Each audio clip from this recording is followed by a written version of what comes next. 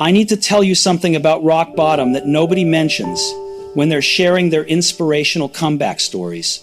Something that changes everything about how you see your lowest moments. Something that, if you understand it, will transform your relationship with failure, loss, and starting over. Rock bottom isn't the end of your story. It's the reset button. It's the moment when everything that wasn't working gets cleared away so you can rebuild from a foundation of truth instead of illusion. Right now, you might be at rock bottom. Or maybe you've been there recently. Or maybe you're terrified of ending up there. And you're treating rock bottom like it's the worst thing that could happen to you. Like it's failure. Like it's evidence that you've ruined everything. Like it's a place of shame you need to escape as quickly as possible. But what if rock bottom is actually a gift? What if it's the moment when all your unsustainable patterns finally collapse? What if it's the clearing that makes real growth possible? What if the worst moment of your life is actually the beginning of your best life? I know that sounds absurd. When you're at rock bottom, it doesn't feel like a gift. It feels like devastation. Like everything you built has collapsed. Like you've failed completely, like you've lost everything that mattered. But here's what I learned after hitting my own rock bottom. You didn't lose everything. You lost everything that wasn't working. You lost the job that was killing your soul. You lost the relationship that was destroying you. You lost the lifestyle that was unsustainable. You lost the identity that was built on lies. You lost everything that needed to go. And now you have something you didn't have before. Empty space. Clean slate. No illusions. No unsustainable patterns. No false foundations. Just you, reality, and the opportunity to rebuild your life based on truth instead of wishful thinking. Think about what rock bottom actually means. It means you've reached the absolute bottom, which means there's nowhere to go but up. It means all the things that were going to fail eventually have failed, which means you're not waiting for the other shoe to drop anymore.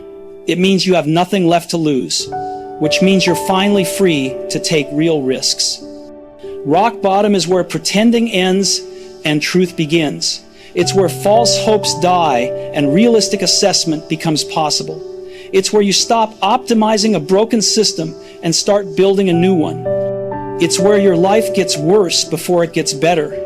And the getting worse part is actually necessary for the getting better part to happen. Most people spend their lives avoiding rock bottom. They patch the cracks in their foundation instead of rebuilding it. They prop up unsustainable patterns instead of letting them collapse. They stay in the slow decline instead of hitting the fast collapse that would force them to rebuild. And they never experience the transformation that only comes from complete reset. My name doesn't matter, but my rock bottom does, because I hit it hard. 37 years old, lost my job, ended a 10-year relationship, maxed out my credit cards, moved back in with my parents, had a panic attack in a grocery store parking lot that made me think I was dying. That was my rock bottom. The worst moment of my life. The point where everything I'd built collapsed completely. The moment when I had nothing left except the opportunity to rebuild. And that moment, that terrible, painful, devastating moment, was the best thing that ever happened to me. Not because it felt good, but because it destroyed everything that wasn't working and gave me the chance to rebuild from truth instead of illusion. Today, I'm going to show you exactly what rock bottom really is and why it's not the catastrophe you think it is. I'm going to reveal what actually happens at rock bottom and why that clearing is necessary. I'm going to share how I rebuilt my life from absolute zero, and most importantly, I'm going to give you the exact framework to use rock bottom as a reset button instead of an ending. But I need you to be ready for something uncomfortable. Rebuilding from rock bottom requires complete honesty about why you ended up there. No excuses, no blame, no justification. Just truth about the patterns that brought you to this moment.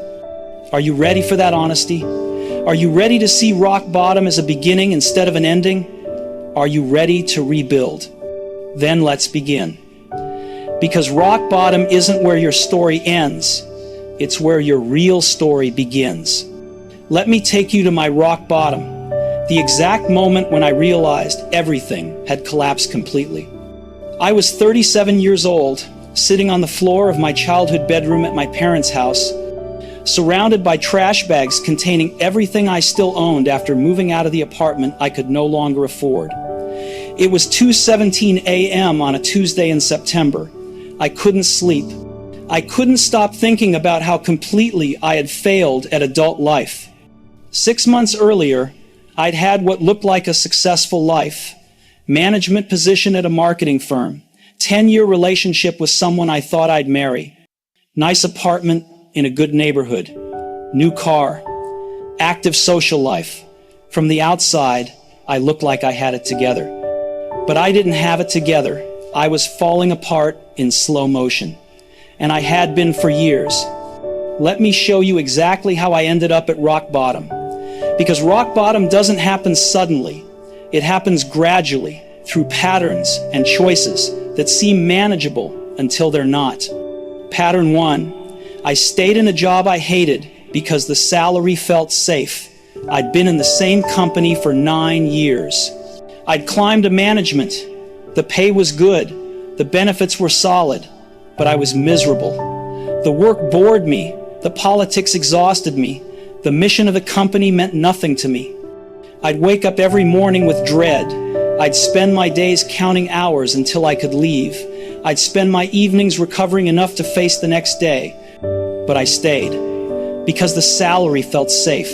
Because leaving felt risky. Because I'd invested 9 years and walking away felt like admitting defeat. I stayed in a job that was slowly killing my soul because I was too scared to leave.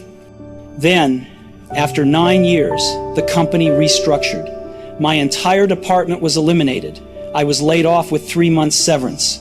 The safe job I'd sacrificed everything for disappeared anyway.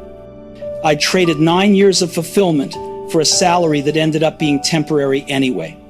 Pattern 2, I stayed in a relationship that had been dead for 3 years. My partner and I had been together for 10 years. The first 7 were good, the last 3 were performance. We stayed together out of habit, history, and fear of being alone. We rarely fought, but we also rarely connected.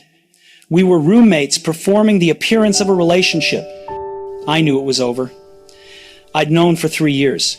But I stayed because leaving felt too hard. Because 10 years felt like too much to walk away from. Because starting over at 37 felt terrifying. I stayed in a relationship that was giving me nothing because I was too scared to be alone. Then she left. She met someone else. Someone who actually excited her. Someone she actually wanted to be with. The relationship I'd been trying to preserve ended anyway.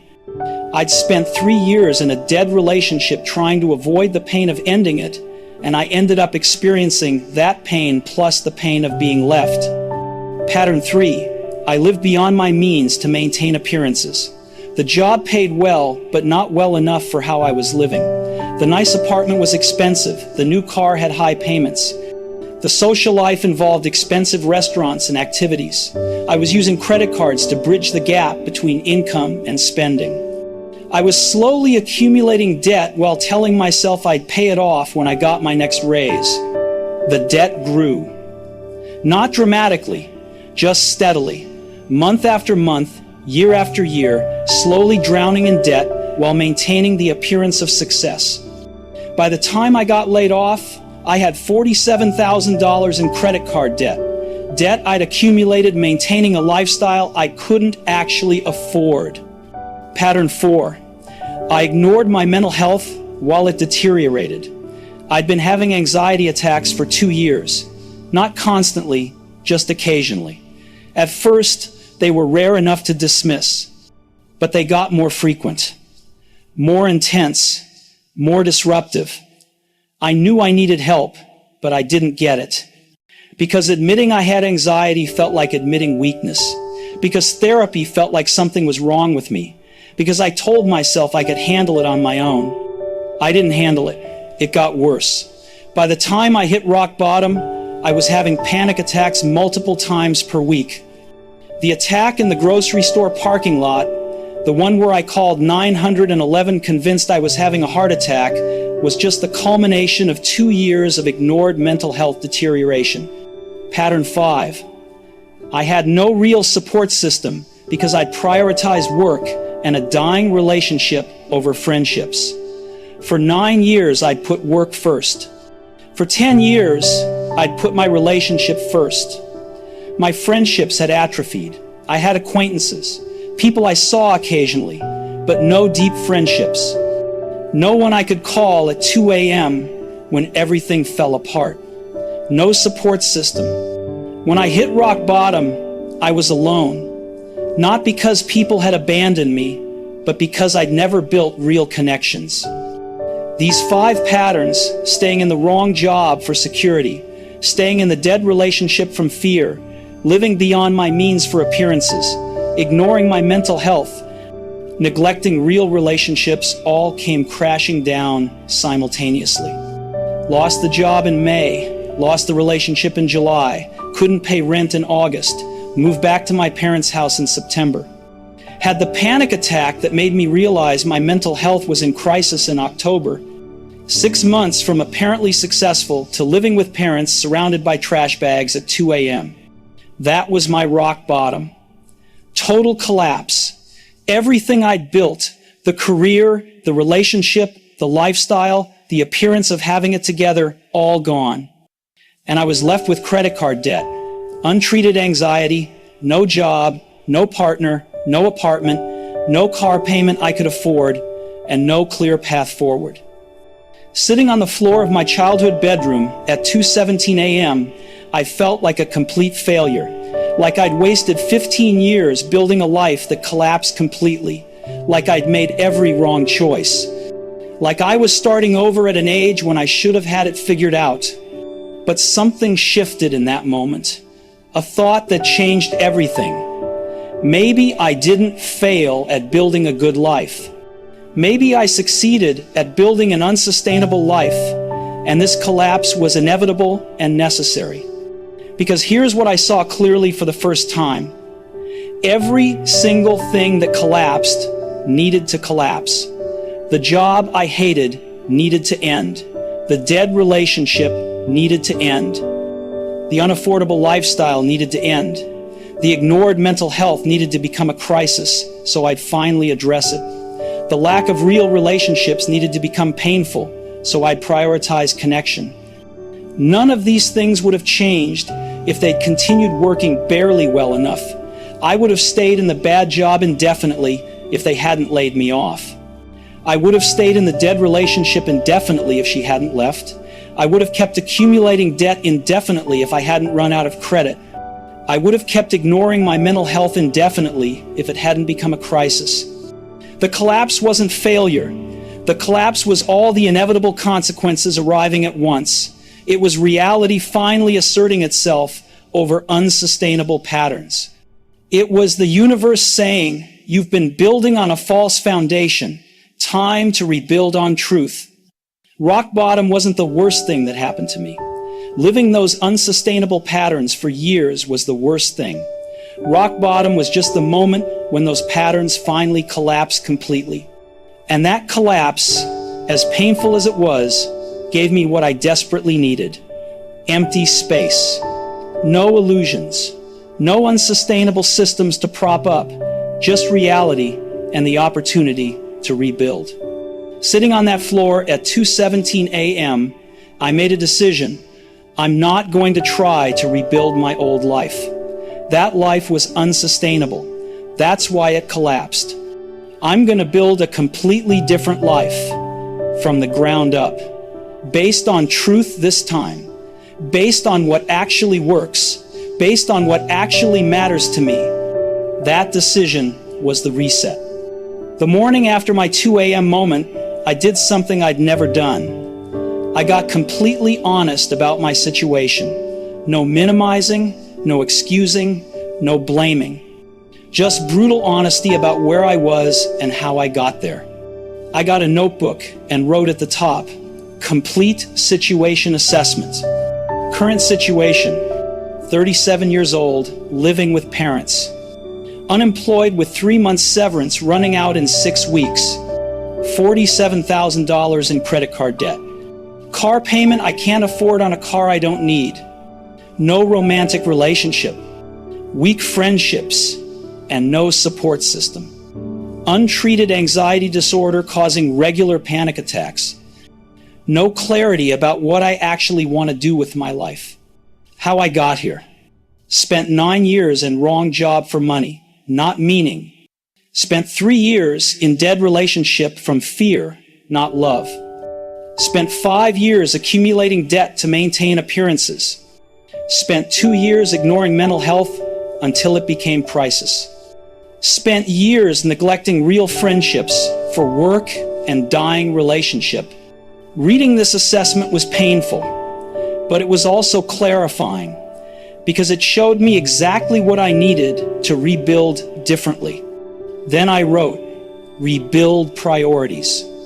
Priority 1, mental health first. I can't rebuild anything if my mental health is in crisis. This has to be the foundation. Priority 2, financial stability, not appearances. I need to eliminate debt and build on a foundation of actual stability, not the appearance of success. Priority 3, work that matters, not just money. I need to find work I actually care about, even if it pays less than the job I lost. Priority 4, real relationships, not convenient ones. I need to build genuine friendships and connections, not just maintain acquaintances. Priority 5, authentic life, not impressive one. I need to build a life that feels right to me, even if it doesn't look impressive to others. These priorities were the opposite of what I'd been doing. I'd been prioritizing money over meaning, appearances over stability, convenience over connection, impressive over authentic. No wonder it all collapsed. Then I started the actual rebuild, one priority at a time. Rebuild 1, mental health foundation. 3 days after my rock bottom moment, I called a therapist. First time in my life. I was terrified. It felt like admitting failure, like confirming I was broken. But I did it anyway because I knew I couldn't rebuild on a foundation of untreated anxiety. That first therapy session was difficult. I told my therapist everything. The job loss, the breakup, the debt, the panic attacks, the collapse, all of it. And instead of judgment, I got understanding. Instead of shame, I got strategy. We started working on anxiety management, identifying triggers, developing coping tools, processing the patterns that led to rock bottom. I went to therapy every week for 8 months, sometimes twice a week. It wasn't comfortable, but it was necessary. By month 4, the panic attacks had decreased significantly. By month 6, I had tools to manage anxiety. By month 8, my mental health was stable for the first time in years.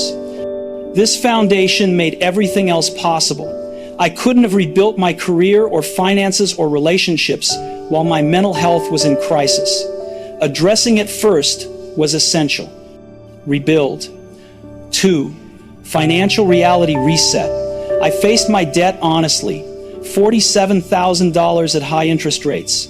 With no job, this was catastrophic. I needed a plan. I sold the car. I didn't need a car with payments, living with my parents in a city with public transportation. Selling it cleared that monthly expense and reduced the debt by $8,000. I was left with $39,000 and no car payment. I created a bare minimum budget. What did I actually need to survive? Not to maintain appearances, to survive. The number was much lower than I'd been spending. If I could find work making even modest income, I could start chipping away at the debt. I got a job as a shift manager at a coffee shop. Not impressive, paid $14 per hour. Nowhere near my previous salary, but it was immediate income while I figured out what I actually wanted to do. I swallowed my pride and took it. Every penny beyond bare necessities went to debt. I lived with my parents rent-free. I used public transportation. I brought lunch from home. I spent nothing on entertainment or appearances. Every dollar went to debt reduction. After 6 months, I'd paid off $12,000. After 1 year, $22,000. After 18 months, I'd eliminated the entire $47,000. I was debt-free for the first time in 5 years. And I'd built that freedom on actual financial reality, not the appearance of success. Rebuild 3, work that matters. While working at the coffee shop, I thought deeply about what work I actually wanted to do. Not what paid well, not what looked impressive, what I actually cared about. I realized I liked helping people solve problems. I liked learning and teaching. I liked writing and communication. I liked working with small businesses. None of that fit corporate marketing management. All of it fit consulting. I started offering free consulting to small businesses while working at the coffee shop, evenings and weekends, helping them with marketing, communication, strategy. I didn't charge because I was building a portfolio and testing whether this work actually fulfilled me. It did. The work energized me in a way corporate marketing never had. After 6 months of free work building a portfolio, I started charging. Small amounts at first, then more as I gained experience and confidence. After 1 year, my consulting income equaled my coffee shop income. After 18 months, it exceeded it by 50%. I quit the coffee shop and went full-time with consulting. I was making less than my old corporate salary, but more than enough to live on, and I loved the work. I'd rebuilt my career from scratch based on what mattered to me, not what paid the most. Rebuild. 4, real relationships. Living with my parents and working at a coffee shop wasn't impressive. Dating while in this situation felt impossible. I wasn't trying to impress anyone or maintain appearances anymore. I was just trying to be honest. I reached out to 3 old friends I'd neglected. I was honest. I hit rock bottom. Lost my job, ended my relationship, moved in with my parents. I've spent the last year rebuilding. I'd like to reconnect if you're open to it. All 3 responded positively. We rebuilt those friendships slowly, based on actual connection this time, not convenience. I also made new friends through volunteering and activities I cared about. Fewer friends than before, but real ones. I didn't date for the first year. I needed to rebuild myself before I could build a relationship. After a year, I started dating honestly. I didn't pretend to have it all together. I was honest about where I was and where I'd been. Some people weren't interested. That was fine. The person I eventually connected with appreciated the honesty. Rebuild 5, authentic life. By year 2 after rock bottom, my life looked completely different from my old life, and it didn't look impressive by conventional standards. I lived in a small apartment, not a fancy one. I made decent money consulting, not impressive money. I had a few close friends, not a big social circle. I had a real relationship, not a performative one. I had stable mental health, not crisis. I had 0 debt, not the appearance of wealth with hidden debt. My rebuilt life wasn't impressive, but it was authentic. It was sustainable. It was based on truth. It actually worked. And it felt better than my old, impressive, unsustainable, false life ever had. After rebuilding my life from rock bottom, I developed what I call the reset framework. This is the system that helps you use rock bottom as a rebuild opportunity instead of just an ending. The framework has 7 components, and each one is essential. Component 1, the honest assessment. You need complete honesty about your situation and how you got there. No blame, no excuses, just truth. The practice, create 2 lists. Current situation reality. Where are you actually right now? List everything without minimizing or excusing. job status, financial situation, relationships, health, living situation, all of it. How I got here. List the specific patterns, choices, and behaviors that led to this moment, not external circumstances. Your patterns. This assessment creates clarity about what collapsed and why. You can't rebuild differently if you don't understand what didn't work. My assessment revealed 5 unsustainable patterns. Wrong work for money, dead relationship from fear, debt from appearances, ignored mental health, neglected friendships. Each needed complete rebuilding. Component 2, the priority identification. You need to identify what to rebuild first. You can't rebuild everything simultaneously. You need priorities. The practice. List the major areas of your life that need rebuilding. Then prioritize them based on this question. What needs to be stable before I can effectively work on other areas? Usually the hierarchy is mental, physical health first, basic financial stability second, meaningful work third, real relationships fourth, authentic lifestyle fifth. This hierarchy ensures you build on stable foundations. You can't rebuild career effectively while mental health is in crisis. You can't build relationships effectively while basic finances are catastrophic. My priority order: mental health, financial reality, meaningful work, real relationships, authentic life. That order worked because each level provided the foundation for the next. Component 3, the foundation work. You need to address your first priority before moving to others. This requires patience and focus. The practice. Identify what stable enough looks like for your first priority. Not perfect, stable enough to provide a foundation. Example, mental health. Stable enough means regular therapy, anxiety management tools, no crisis level symptoms for 3 consecutive months. Example, financial reality. Stable enough means emergency fund of $1,000, basic expenses covered, debt payment plan established. Focus exclusively on reaching stable enough in your first priority before addressing other areas. This prevents scattered effort and builds solid foundations. I spent 4 months focused almost exclusively on mental health before addressing other priorities. That focus created the stability necessary for everything else. Component 4, the appearance release. You need to release the need to look impressive during rebuild. Rock bottom has already demolished your appearance. Trying to maintain impressive appearances during rebuild wastes resources. The practice, write a release statement. I release the need to appear successful, impressive, or together during my rebuild. I accept that rebuilding looks messy, humble, and unimpressive.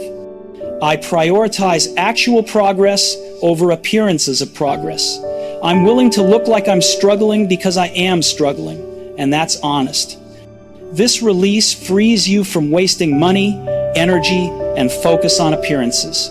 You can live simply, work humbly, and rebuild authentically without shame. I released the need to appear successful when I took the coffee shop job. That release made rebuilding possible. Trying to look successful would have prevented actual rebuilding. Component 5, the sustainable foundation building. As you rebuild each area, you need to build on truth and sustainability, not on what looks good or what you hope will work. The practice. For each area you're rebuilding, ask 2 questions before implementing anything. Is this sustainable long-term?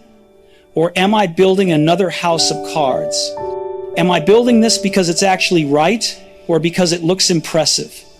Only build what's truly sustainable and actually right for you. I ask these questions about every decision.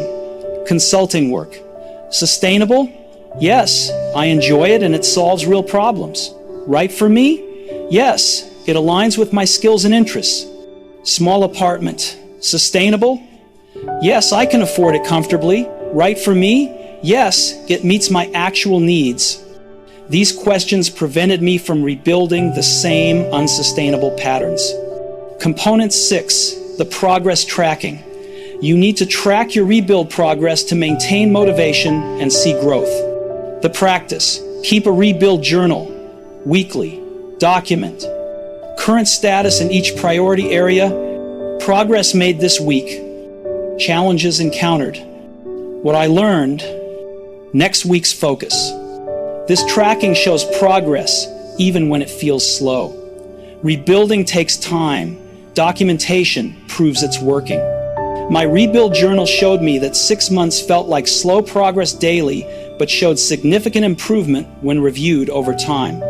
The tracking maintained motivation through difficult periods. Component 7, the gratitude practice. You need to practice gratitude for rock bottom and the rebuild opportunity. This sounds absurd, but it's essential. The practice: write weekly. I'm grateful that rock bottom destroyed X because it allowed me to rebuild Y. Example: I'm grateful that rock bottom destroyed my unsustainable corporate career because it allowed me to rebuild work around meaning instead of money. Example: I'm grateful that rock bottom destroyed my appearance of success because it allowed me to rebuild on truth instead of pretending. This practice reframes rock bottom from catastrophe to opportunity. It maintains perspective that the collapse was necessary. After 2 years of rebuilding, I was genuinely grateful for my rock bottom. Not because it felt good, but because the life I rebuilt was infinitely better than the life that collapsed.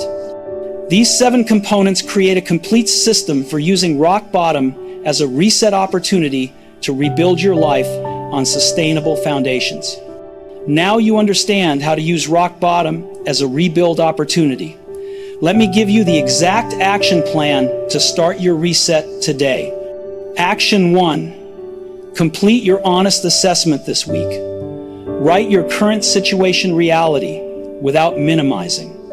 Write how I got here without excusing. Be brutally honest. This clarity is essential for effective rebuilding.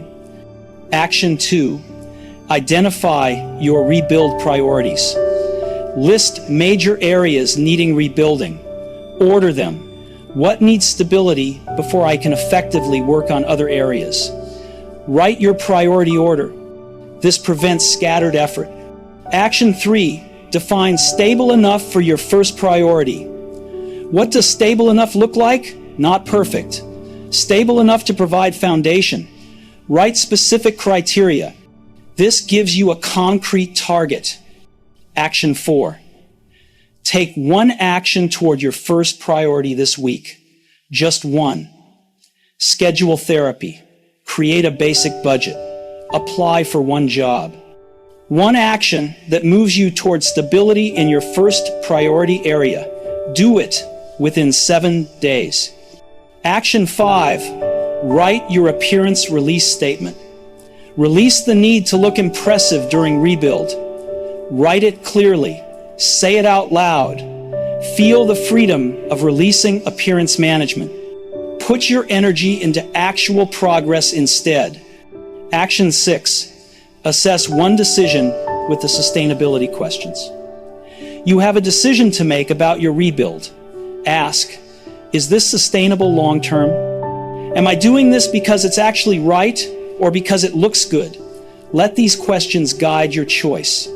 Action 7. Start your rebuild journal. Get a notebook. Title it Rebuild Journal. Write your first entry. Current status. What I worked on this week. What I learned. Commit to weekly entries. This tracking shows progress over time. Action 8. Write your first gratitude statement. Complete this. I'm grateful that rock bottom destroyed X because it allowed me to rebuild Y. Feel the reframe from catastrophe to opportunity. This shift in perspective is powerful. Action 9. Tell one person about your rebuild. Say, I hit rock bottom. Everything collapsed. I'm rebuilding from scratch based on what actually works instead of what looks good.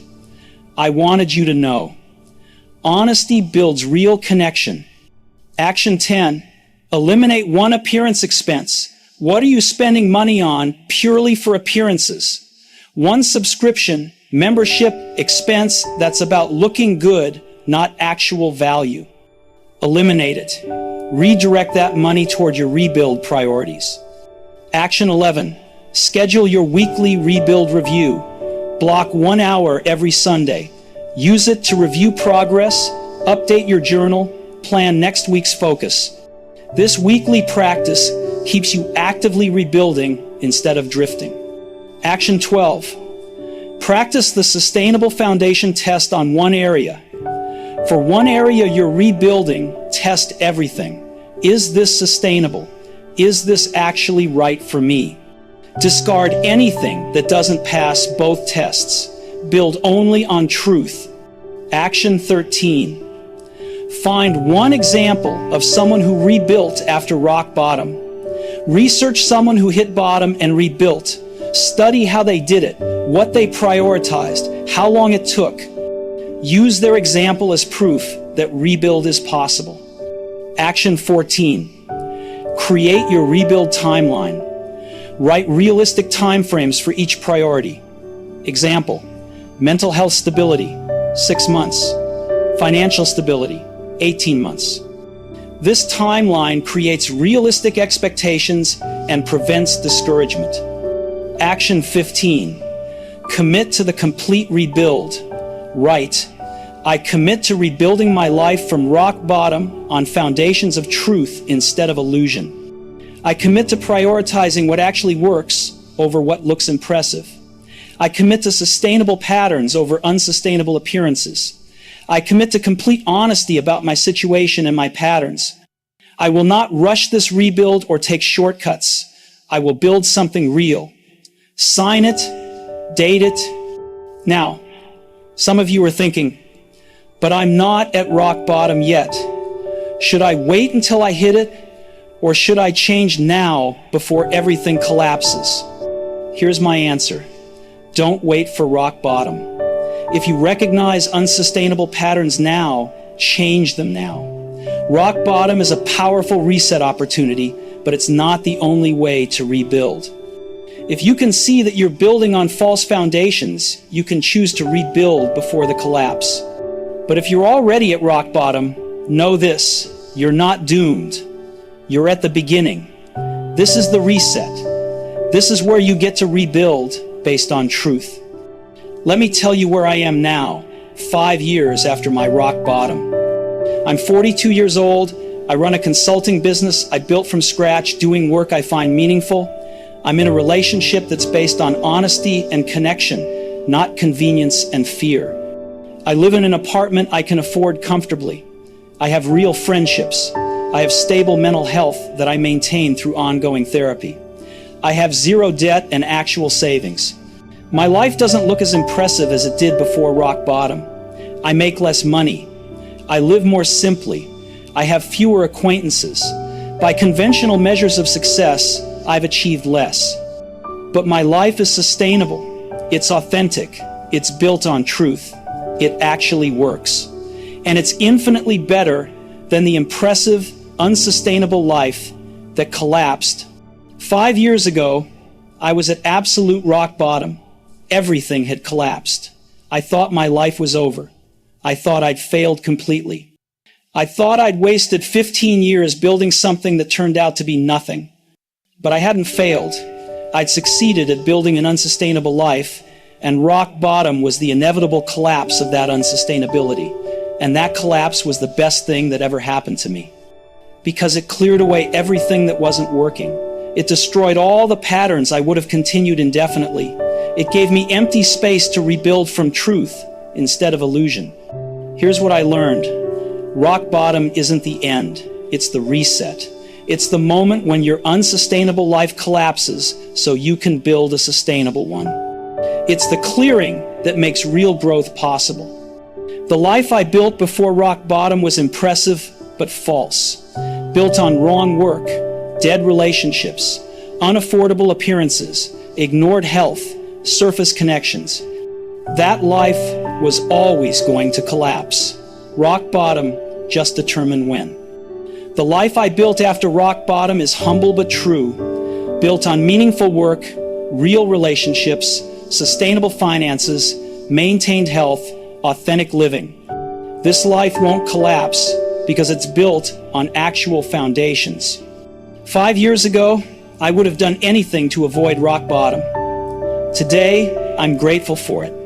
Not because it was pleasant, but because it destroyed patterns that needed to die and gave me the opportunity to rebuild. Right now, you might be at rock bottom, or heading there, or terrified of ending up there, and you're treating it like the worst thing that could happen. But rock bottom isn't the worst thing. Spending your whole life building unsustainable patterns is the worst thing. Rock bottom is just the moment when those patterns collapse. And that collapse, as painful as it is, gives you what you need, the reset. If you're at rock bottom right now, you haven't failed. You've reached the point where rebuilding becomes possible. You've cleared away the unsustainable patterns. You've been given a clean slate. You have the opportunity to rebuild based on truth. Yes, it's painful. Yes, it's humbling. Yes, it's difficult. But it's also the beginning, the reset. The moment when everything becomes possible because you have nothing left to lose and nowhere to go but up. 5 years ago, I was at my lowest point. Today, I'm living my best life. Not because I returned to what I lost, but because I rebuilt something completely different. Something sustainable, something authentic, something true. Rock bottom wasn't the end of my story. It was the reset button that started my real story. If you're at rock bottom, your real story is starting now. Not when you get back to where you were, now, at the bottom, at the beginning, at the reset. Don't try to rebuild your old life. That life collapsed for a reason. Build something new, something true, something sustainable. 5 years ago, I was at rock bottom thinking my life was over. Today, I'm grateful for rock bottom because it's where my life actually began. This is your reset. Use it